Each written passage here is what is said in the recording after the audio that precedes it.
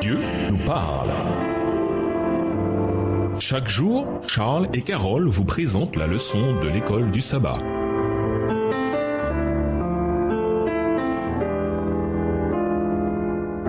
Bienvenue à votre émission Dieu nous parle. Nous voilà au jeudi 13 octobre. Obéir jusqu'à la mort. On lit dans Job 1, verset 22, « En tout cela, Job ne pécha pas et n'attribua à Dieu rien de choquant. » On lit dans Job 2, verset 10, « En tout cela, Job ne pécha pas par ses lèvres. » Dans les deux cas, malgré les attaques, Job est demeuré fidèle au Seigneur. Les deux textes soulignent le fait que Job n'a pas péché, ni en acte, ni en parole. Bien entendu, les textes ne disent pas que Job n'était pas un pécheur. Il ne pourrait pas d'ailleurs, car la Bible enseigne que nous sommes tous pécheurs.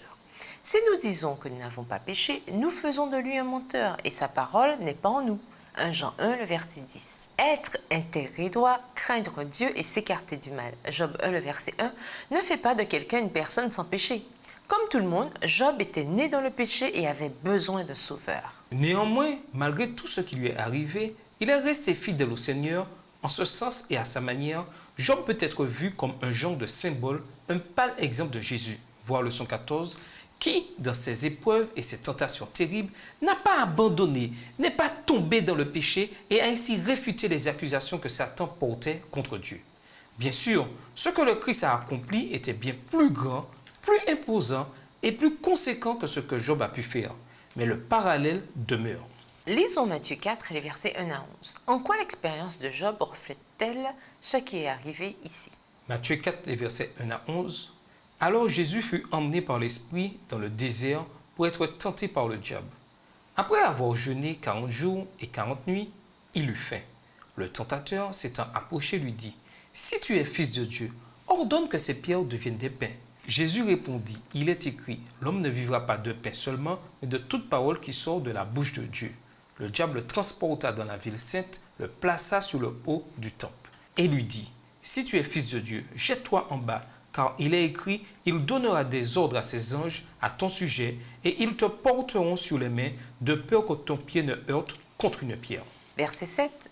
Jésus lui dit, « Il est aussi écrit, tu ne tenteras point le Seigneur ton Dieu. » Le diable le transporta encore sur une montagne très élevée, lui montra tous les royaumes du monde et leur gloire.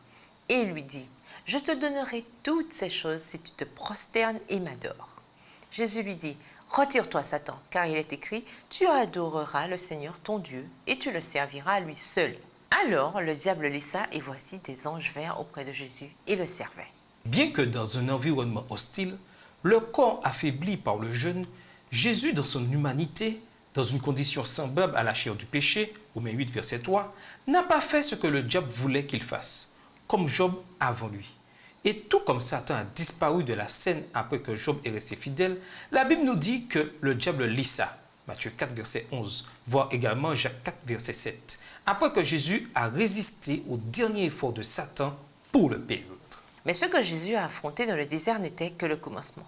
Sa véritable épreuve allait avoir lieu à la croix. Et là aussi, malgré tout ce qu'on lui envoyait, ce qui était pire encore que ce que Job a dû affronter, Jésus est resté fidèle jusqu'à la mort. Lisons Philippiens 2, les versets 5 à 8.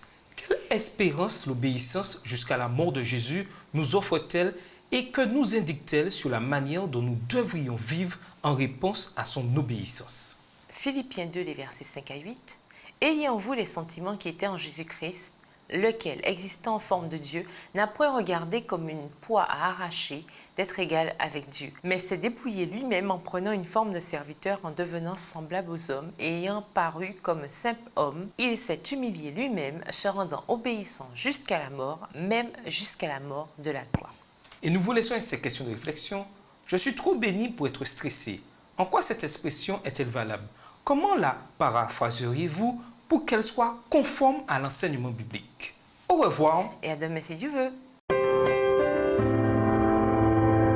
Dieu nous parle. Chaque jour, Charles et Carole vous présentent la leçon de l'école du sabbat.